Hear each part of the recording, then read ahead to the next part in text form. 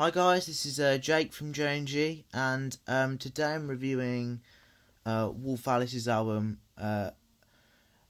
Visions of a Life, which I got earlier today on vinyl. You can have a look there. Basically, it's a release this month, I think, or I think it's the 1st of October now. But it's very good. I'll go over why in a second, but I'll just mention this. Back in 2015, which feels like eons ago now to me, but it's only 2015, so it was only a couple of years ago. 2 years and a bit. I really got into quite a few of their songs off. I really loved quite a few of their songs off. My Love Is Cool, which was their debut, and I really thought they were a great band. And there's some really beautiful stuff on that album. And so picking this up, I was quite excited, but then quite a little bit apprehensive, because if you guys have ever heard of the second album kind of syndrome before, second albums tend to be, some of the with bands that aren't godlike, that aren't just don't just make utter masterpieces all the time. You get on the second album tends to be the kind of the worst one, but no, it's good. I don't. My Love Is Cool is very good, but it's kind of hard to compare them because they are very different. It's like fish and chips and, I don't know, like a brilliant cake or something. They're both great, but they're different. There's one sweet, one savoury, and it's kind of hard to compare. To put it like that, anyway. I'm struggling to put it a different way.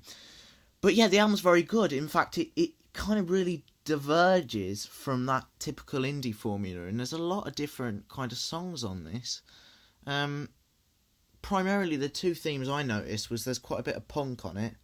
Songs that feel quite punky, and then you've got quite psychedelic kind of rock, a little bit of a psychedelic tinged rock kind of music, which is quite drifty, and it's really interesting. I mean, I'll note some songs now. I think songs like Heavenwood, the one that starts off with it, is really just quite beautiful, honestly, and lovely.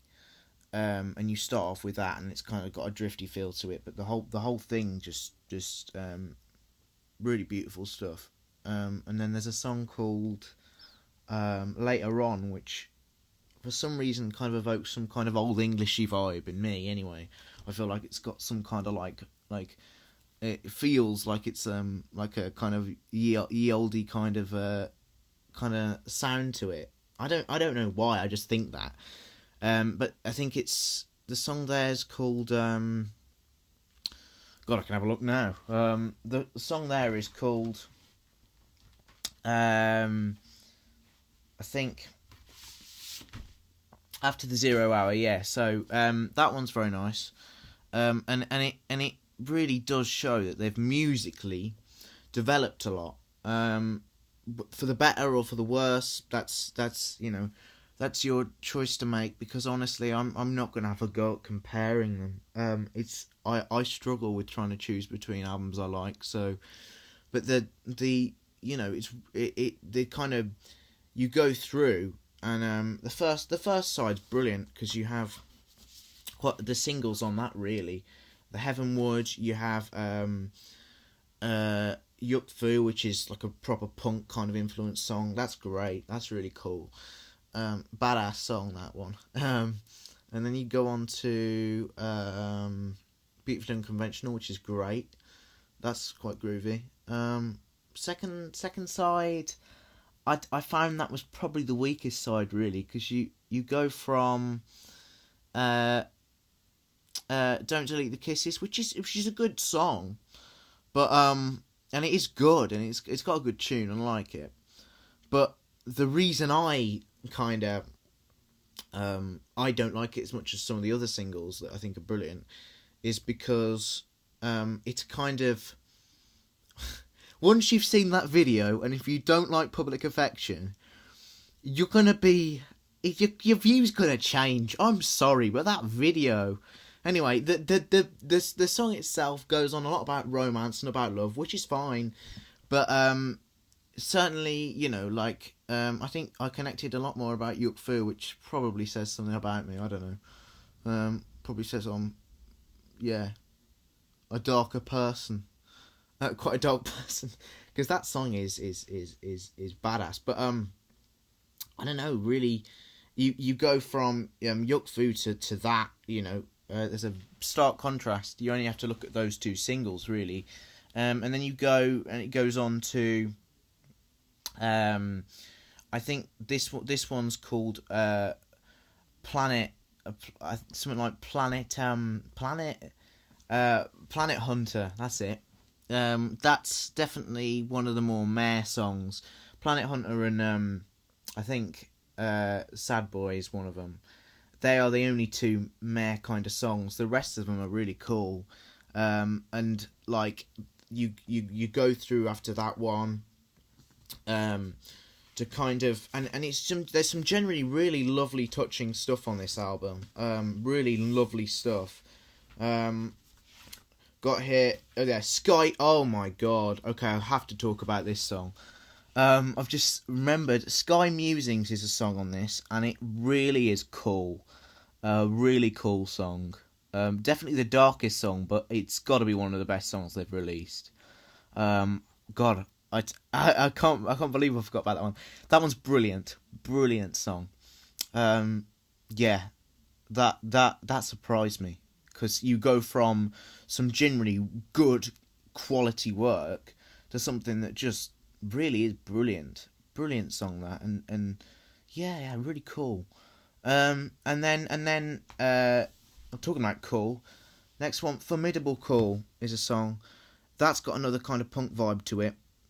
It's about a sleazy man, basically, guys. A sleazy man who's up to dodgy stuff. Yeah, that one. I hate that man.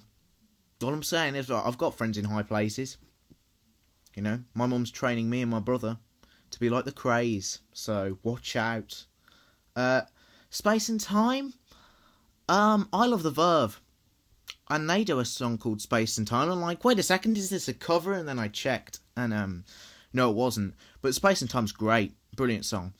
Sad Boy, as I've said before, kind of a meh song. But yeah, St. Purple and Green is a beautiful song, and that's about her nan, I believe. That's beautiful. Very touching. That's kind of psychedelic, and quite psychedelic. After the 0 Hour, as I've said, this kind of sounds a bit old Englishy to me. And then Visions of Life is a great finale. At first, it kind of, you go, okay, this is all right. You know, is this gonna? But then through the middle and the final bit, it's brilliant. So, and that really rounds it off. So, yeah, brilliant. That's a brilliant ending to it.